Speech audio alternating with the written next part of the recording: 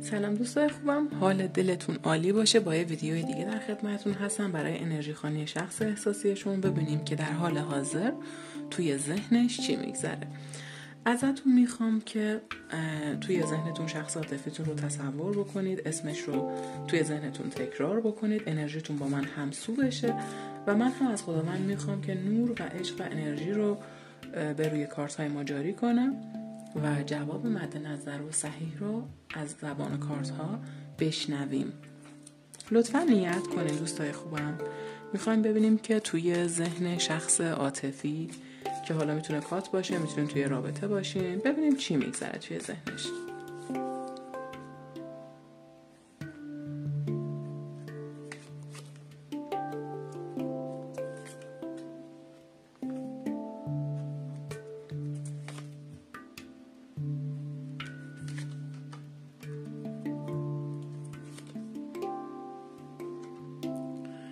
خب به نظر میرسه که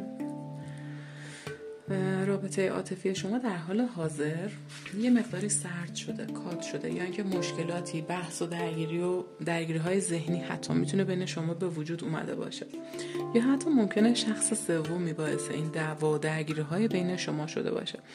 میگه خود شخص عاطفی شما خیلی به این که اگر توی رابطتون حالا مشکلی پیش اومده، سرد شدین یا کات شدین، خیلی فکر میکنه به این موضوع که به شما پیامی، خبری، تماسی حتی با شما داشته باشه، اما خیلی حس ناامیدی داره، خیلی حس تمام شدن همه چیز، انگار همه چیز براش تمام شده.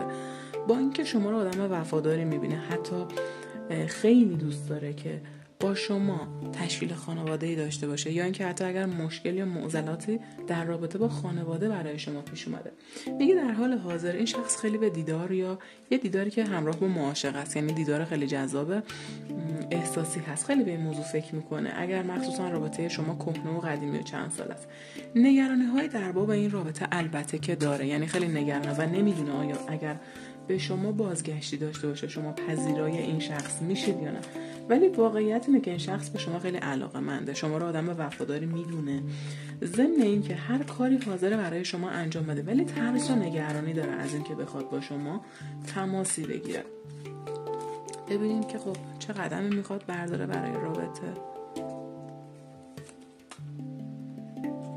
ببینید رابطه شما رابطه‌ایه که از طرف خود کائنات انگار برای شما برنامه ریزی شده و در واقع انگار که خود کائنات خواسته حتی این رابطه اگر به سردی خورده، خود کائنات میخواسته این رابطه به سردی بخوره که شاید شما یا قدر همدیگر رو بیشتر بدونید، یا اگر پارتنر عاطفی شما بین شما یا شخص دیگه این مردد بوده، شما رو انتخاب کنه. یعنی به این نتیجه میرسه که شما دقیقا همون چیزی هستید که باید باشه. ببینید چقدر خوب مرکز فعالیتتون داره از تشکیل خانواده و کسی که تمام زنانگی های لازم، یعنی یه پرنسس به معنای واقعی، یک ملکه به معنای واقعی. شما هر آن چیزی رو که باید از نظر ایشون داره، زیبایی، جذابیت‌های ظاهری، حتی زنانگی، باروری، حتی شاید به بچه داشتن با شما خیلی زیاد فکر میکنه. ضمن اینکه اگر رابطتون کات هست، این شخص خیلی زیاد داره توی سوشال مدیا شما رو چک میکنه، یا اینکه منتظر یه خبری، یه حرکتی، یه کنشی از طرف شما هست که واکنش نشون بده. دودل و مردده. در آینده نچندان دور این شخص به دودلی‌هاش خاتمه میده و با دست پر و با یک پیشنهاد عاطفی به سمت شما قدم برمیداره. به نظر میرسه که عنصر آبی طبق معمول اینجا عنصرشون غالب هست، یعنی دارم میبینم. و پارتنر عاطفی شما اگر که تیر آبان اسفند ماهی هست، شخص فوق‌العاده احساسی و عاطفی هست، اگرچه ممکنه به زبون نیاره احساساتش رو، ولی فوق‌العاده احساساتیه و فوق‌العاده به شما علاقه‌منده. یعنی من علاقه رو توی تمام کارت ها میبینم. و ببینیم که لنورماند به ما چی میگه در ادامه. دوستان، این فرد به شما پیشنهاد دیدار میده اگر بینتون فاصله است. اگر با هم دیگه توی رابطه هستید، یک پیشنهادی به شما میده که رابطتون جدی‌تر و عمیق‌تر بشه. به زودی هدیه‌ای به شما میده، البته که در رابطه با مشکلاتی که براتون پیش میاد با شما صحبت میکنه. میبینم که ستاره بخت شما با همدیگه جفته، یعنی انگار که شما سولمیت همدیگه هستید. ضمن این که یه مقداری درسته راه و مسیر رو الان در حال حاضر توی رابطتون گم کردید، یه مقداری به دنبال این هستین که بدون راه درست چیه، ادامه دادن درست هست، ادامه ندادن درسته. بذارید از تاروت بپرسیم ببینیم که آیا این رابطه رو ادامه بدید یا نه.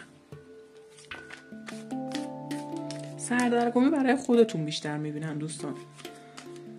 شخص عاطفی شما کسیه که بین عقل و منطقش خیلی داره تلاش میکنه یک بالانسی رو ایجاد بکنه و داره تلاش میکنه وضعیت رابطه رو به حالت استیبل تری برسونه. یعنی داره تلاشش رو میکنه مشکلات رو حل بکنه و البته که موفق هم میشه.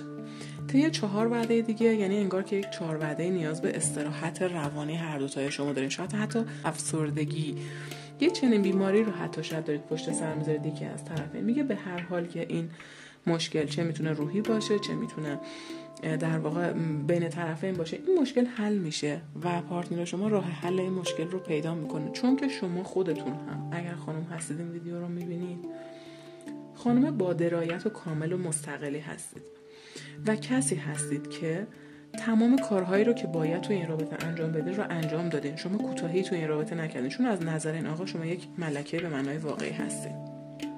پس این آقا خیلی خوب میدونه، یا حالا پارتنرتون اگر خانم هست خیلی خوب میدونه که شما همون چیزی هستید که باید باشید.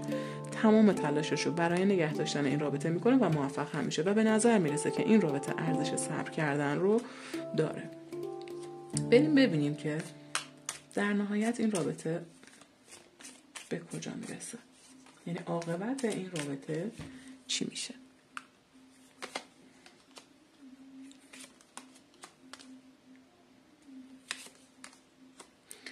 ببینید خیلی قشنگ داره میاد کارتا. میبینم که به زودی ثبات به این رابطه برمیگرده. من 2 عدد 4 دارم طی 4 وعده دیگه. معجزه‌ای که حتی فکرش هم نمی کنید به این رابطه سر و سامانی میده، یک تعادلی رو به این رابطه برمیگردونه این معجزه. و اینکه شخص عاطفی شما رو عین ستاره توی زندگی خودش می‌بینه، انگار که توی آسمونش تنها ستاره هستید و چقدر کشش‌های فیزیکی و جنسی به شما داره. این شخص داره تلاش میکنه که یه قرار ملاقاتی حتی شاید زیر یک سقف، حتی شاید توی خونش باتون بذاره، چون که خیلی وابستگی عاطفی شدیدی به شما داره. میگه این شخص ممکنه که از لحاظ عاطفی در واقع خیلی بروز نده احساساتشو، چون توی کارت قبلی هم من دیدم، اما به زودی احتمال اینکه پیشنهاد جدی شدن و به ثبات رسیده شدن رابطه، به ثبات رسیدن رابطه رو به شما میده. چون اینجا من 2 کارت رو دارم و درسته که صحبت کردن براش خیلی سخته، ولی شما رو دعوت میکنه به این رابطه، شما رو برمیگردونه. این آقا یا خانوم به هیچ وجه بیخیال شما نمیشه و به نظر میاد که بله، اقدام بعدیش جدی کردن رابطه است، عمیق تر کردن رابطه است. حتی شاید پیشنهاد همخونه شدن بهتون بده. حتی اگر دارید با هم زندگی میکنید و رابطتون کات شده، ممکنه به خونه برگرده یا شما رو به خونه برگردونه. بریم از لنورماند هم بپرسیم ببینیم که در نهایت چی میخواد بهمون بگه. خب راه حل مشکل شما به زودی توسط مشاوره دادن یک شخصی حل میشه. ببینید چقدر قشنگ افتاده. من دیگه روی اینا کارت نمیکشم. فوق‌العاده بود جوابش. راه حل مشکلتون با استفاده از مشاوره به دست میاد. ضمن که شروع این رابطه، یعنی استارت دوباره‌ای که برای رابطه شما میخوره، فوق‌العاده است بچه‌ها. این رو اصلا دست کم نگیرید و امیدوارم که برای همتون خیر باشه. این بود انرژی خوانی امروزمون. خیلی کوتاه بود، میخواستم خیلی وقتتون رو نگیرم و امیدوارم که دوستش داشته باشید.